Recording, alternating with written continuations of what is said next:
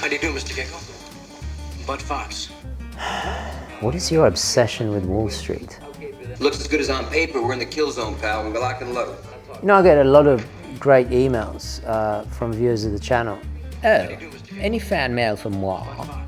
No, but as I was saying, listen to this. Dear TGV, I love the show and I hope you and your family are well. I really enjoy your videos. Sounds awfully sycophantic.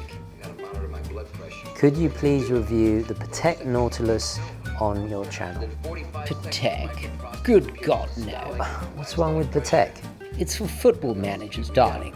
Far too nouveau riche for my taste. Okay, It's also for the investment-obsessed watch dealer-wheeler types on YouTube. It's simply full of it these days. okay, fine. What about Rolex? Absolutely ghastly, far too common. My groundskeeper at my vast estate at Isla Nubla wears one. Jesus Christ, if this guy owned a funeral parlor, no one would die. Okay, here's another one. Hey TGV, I'm looking to buy my first Swiss-made watch. What do you recommend? Oh, that's frightfully easy. Breguet, Vacheron, Constantini, Tanny, Tan, Cartier, obviously. Je Couture. Wait, hold on. They added, my budget is $500. Can one even acquire a timepiece for less than that? Thank God this is not your channel.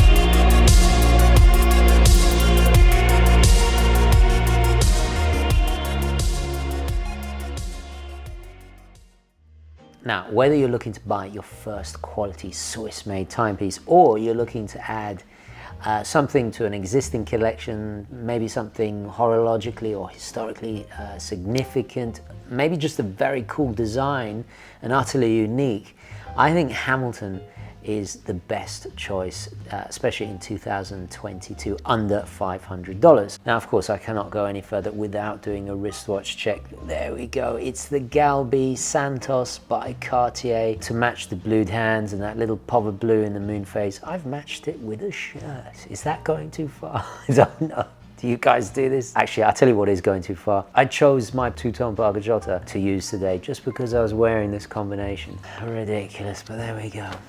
As many of you know, I have a profound love for the Hamilton watch brand. My very first Hamilton watch I owned was before I had a YouTube channel. The highly underrated Valjoux 7750 based automatic X-Patrol chronograph. I later found out it was worn in the worst Die Hard movie of the franchise. It seems the best ones always feature one of the Gruber brothers. Now I have a machine gun. Ho, ho, ho. But regardless, it was kinda cool. This subsequently led me into a rabbit hole of movie appearances. The brand has featured in almost 500 movies now, and was an early innovator of watch product placement, going all the way back to 1932 with the Hamilton Flintridge, a watch worn by Marlene Dietrich in Shanghai Express. Even James Bond wore a Hamilton, the groundbreaking Pulsar, which happened to be the world's first digital LED watch. The brand would then return to the franchise decades later on, this time on the wrist of Felix Leiter, played by the amazing Jeffrey Wright in Casino Royale. This movie casting tradition very much continues on today. In fact, maybe more so than any other brand in history. But aside from movie stardom, Hamilton was also a horological innovator. The 1950s and 60s saw its rise as an American powerhouse of watchmaking.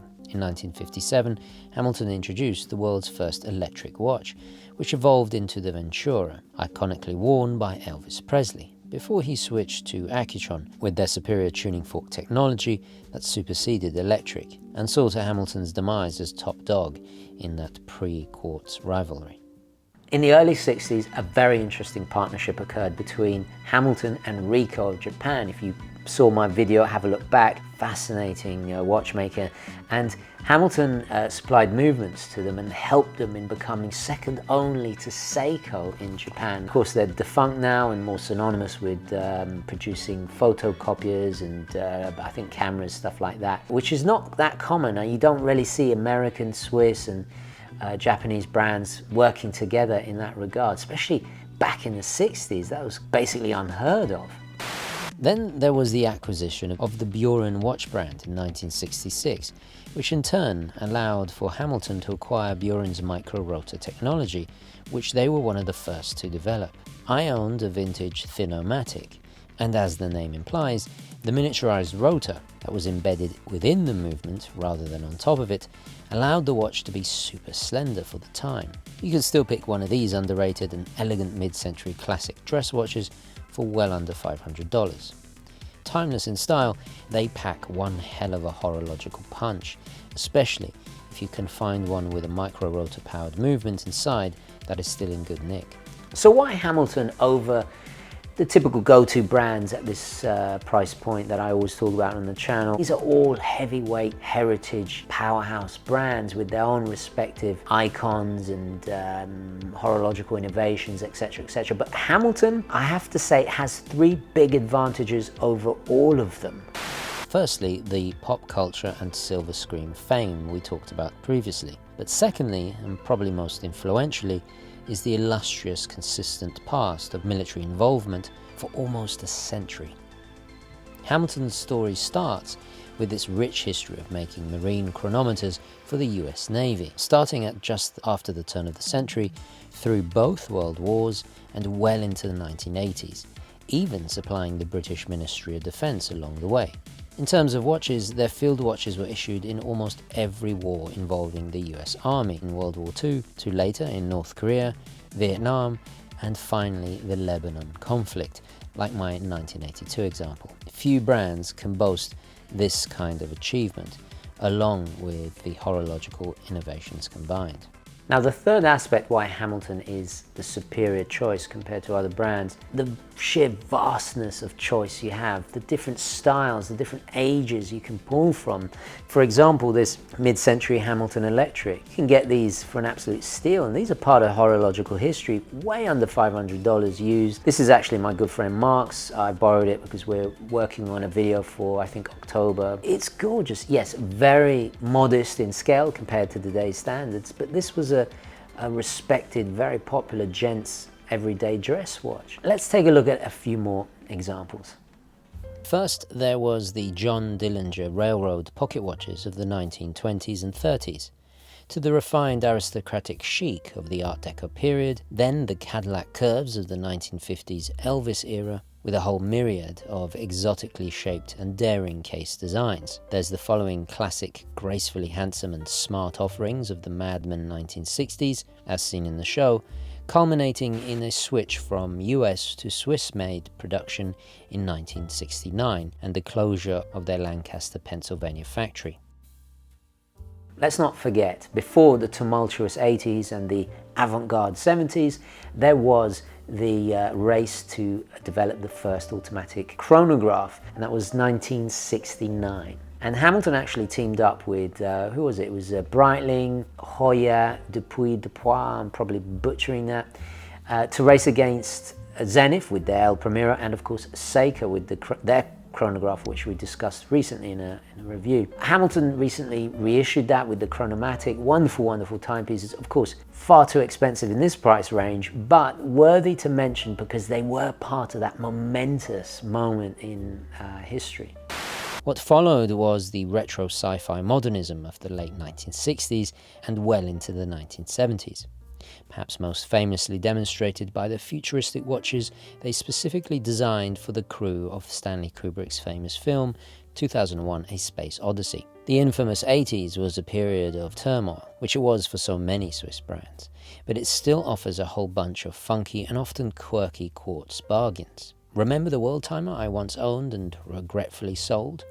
In my opinion, it was the greatest affordable alternative to the Patek that defined the complication in the first place. Did I mention that the Patek costs literally 100 times as much? It's perfect for the wrist of a Wall Street Bud Fox upstart type that wants to look the part but not pay the price. By the 1990s, the deep pockets of the Swatch empire saved them, and so a retrospective relaunch of the brand commenced, very much like the rejuvenation of Tudor this past decade. Today, when you look at a modern Hamilton watch, you see the design elements from all these illustrious golden ages. The result is a brand with a very strong identity and a distinctive aesthetic of their own. Often they make tributes to its predominantly American history, but typically executed in a tastefully restrained Swiss conservatism, which I think at the end of the day, you could say the best of both worlds. So as you guys know, I always put my money where my mouth is, and I was after a very rare Hamilton indeed. After months of stalking eBay like some kind of cat hunting its prey, I pounced and won an absolute rare gem. In a moment I'll show you. Unfortunately, the fantastic postal service here completely lost it. I spent the entire day on the phone, put through to here, there. It's a complete nightmare.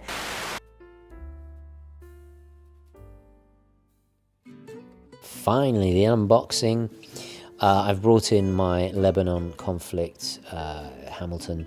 This is a mil-spec Hamilton that I had Cerakoted, if you recall. So I didn't have the back Cerakoted. I wanted to leave the markings as is. This is the original finish, but I just wanted it blacked out. I thought it was just cool. And right, let's do a quick knife check. I'm going to use the case, the flintlock. Here we go. I haven't used this in an unboxing. Dear old Leaky and the Spyderco and all the others are currently in rotation and sitting in pockets. Is it in a box? Oh, it's in a interesting glass. This is for glasses, I think. That's never happened before. Oh well, it's a pretty inventive way to protect the watch. That was unexpected. Okay, drum roll, please. Here we go.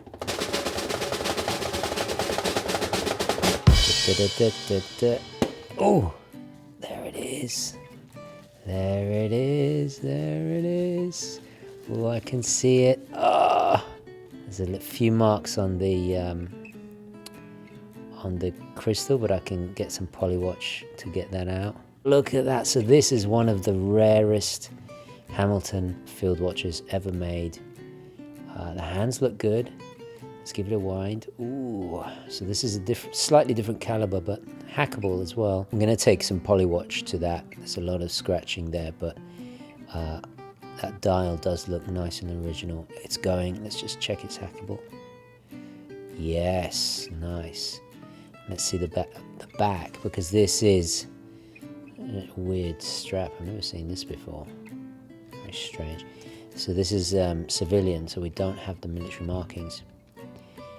It's fairly used condition, but considering the rarity, and I scored it for about 300, these go for typically 800-900 even. So let's just put it side by side. It's a little bit, I think it's a little bit bigger. Yeah, it's a tiny bit bigger than the 1982. And look at the markings, they're more slender. And of course you got the Avirex logo. We'll get into all of that in just a moment. So what is the Hamilton Avirex branded 9219 hacking khaki field watch all about? Well, it's a truly fascinating story, and it's quite possibly the rarest Hamilton field watch of all. In fact, it's not too dissimilar in the way that Tiffany was branded on Rolexes, or the rarer Oman Royal Crest you saw on custom dialed Rolexes and Pateks that I discussed in my previous WMT video. So let's rewind to 1975 when pilot Jeff Clayman founded Avirex. And yes, we are talking about the same Avirex that later would become synonymous and fashionable in the 90s hip-hop era by the likes of Mobb Deep, Biggie Smalls, Dizzy Rascal, Lethal B, Nas, and many more. But that came later. Jeff went into business selling genuine US government surplus pilot jackets, and in 1979 Avirex introduced its first mail-order catalogue. Now we have to remember this was long before the days of online shopping. Now, it was quite common for a lot of American-based clothing companies to offer watches in their catalogue. The most famous example is probably LL Bean. They're a specialist in outdoor kind of recreational equipment, outdoor clothing, that kind of stuff. Obviously, Hamilton, being a field watch, was the logical fit, the civilian version, of course. When supply of genuine surplus jackets dried up, Avirex went into business producing authentic USA-made reproductions, specializing in extremely historically accurate classic designs, such as the World War II era A2 goat leather jacket. In fact, the US Air Force went back to the A2 jacket in 1987, following the Top Gun hype of the previous year. As a result, this jacket is still USA issued today, although there are a couple of other manufacturers involved in it too. So with the Top Gun hype, the choice for Avirex was, of course, Hamilton. It's a shame they didn't have a pilot watch, I guess. Maybe Hamilton didn't offer those to be co-branded at that time, but the timing does fit because the Hamilton would have been in the mid-80s era, around the time of Top Gun, would have been the 92-19. So in 2006, Jeff Kleiman sold Avirex, and it's become the luxury, trendy sportswear brand. It's still going today. He continued and focused more on military movies. A lot of celebrities buy from Cockpit USA still, which is insanely cool, and not to mention the new Top Gun movie. The 92-19 is essentially the same as its mil-spec equivalent of the 80s era.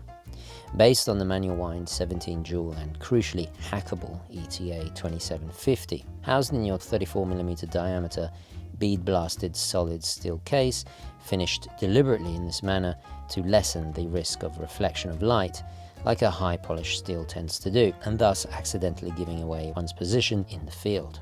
The dial is almost exactly the same as the military version. We see the same 24-hour markings and larger outer 12-hour Arabic numerals, along with the highly precise syringe-style handset with the large exaggerated arrow hand for the seconds. However, this being intended for the civilian market, we get that lovably charming retro Jet Age H at the 12 and a Breitling-esque Avirex winged logo at the 6. As this is not an official military issued watch and therefore does not feature the sterile dial, the military markings are not stamped on the back, like they are on my 1982 Lebanon War era mil-spec Hamilton I purchased last year. So what about the negatives? Well, naturally with vintage watches you get that fragility. Dated materials, acrylic, crystal, etc., dead loom, all the rest of it, and no real guarantee that it's going to be working or the parts are all original. Be very, very careful of redials. eBay is absolutely chock-a-block full of them. Now the payoff is you get something utterly unique. You get something with genuine historicity to it. If you don't know what you're doing, stay away from vintage. The alternative is, of course, you can always go new, and I think Hamilton offer under $500 one of the best options for everyday Swiss made. So let's have a look. While the retail prices on the following watches are often above $500, the classic modern civilian 38mm version of its manual wind field watch predecessors comes in a choice of either black matte or a polar white dial, and still can be found for well under the price point. Aside from the branded dial detail, the black dial variation is almost identical to the Vietnam era W3818B mil-spec, but updated to a real crowd pleaser scale, and again with a rock solid and affordable to maintain manual wind ETA inside. The only issue with these is the combination of bead blasted case with the militaristic dial layout gives a very utilitarian overall look and feel. While it is undoubtedly a strap monster, I feel it does not work with more formal attire. But the clever folks at Hamilton understood this, and so the automatic version was born slightly later, this time with a date and a high polished bezel.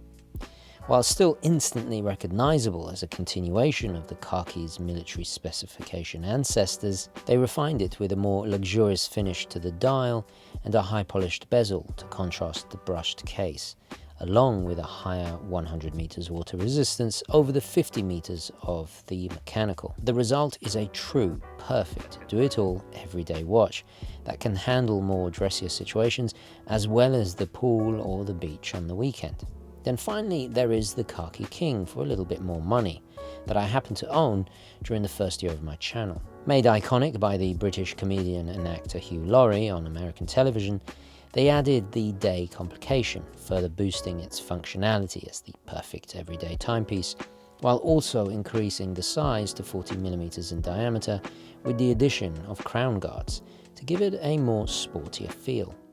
With the Hamilton field watches, you can never say they're bad taste, especially the new ones. I think there's a maturity to them. They remind me of my Rolex Explorer. They're unpretentious, they're honest, they're versatile, do it all, you know, any situation. Whether you are a collector with 50 Pateks and 20 Rolexes, or you're just starting out, it's a name and watch you can be proud of, and I think could stand shoulder to shoulder with any heavyweight, heavy-hitting watch. That's my honest opinion. You should be able to be proud to wear that. I certainly was and still am with any Hamilton I own. Okay guys, I'm gonna leave it there. Please do add your thoughts on Hamilton, also nominations for best Swiss watches under $500.